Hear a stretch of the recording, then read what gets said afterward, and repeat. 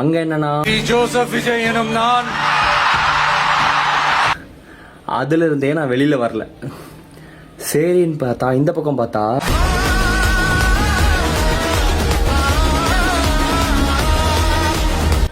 எப்பா உங்களுக்கே நியாயமா இருக்கா?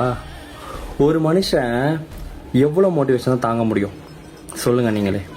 ஆனால் இதுலேருந்து என்ன ஒரு விஷயம் புரியுதுன்னா, நம்ம ஒரு விஷயம் வேணும்னு நினைக்கிறோன்னா அதை கடைசி வரைக்கும் நம்ம அதுலேருந்து கிவ் அப் பண்ணாமல் நம்மளோட 100% எஃபோர்ட்டை போட்டுக்கிட்டே வந்தோம் அப்படின்னா கண்டிப்பாக யூனிவர்ஸ் நம்மளை அந்த இடத்துக்கு கொண்டு போய் உட்கார வைக்குது.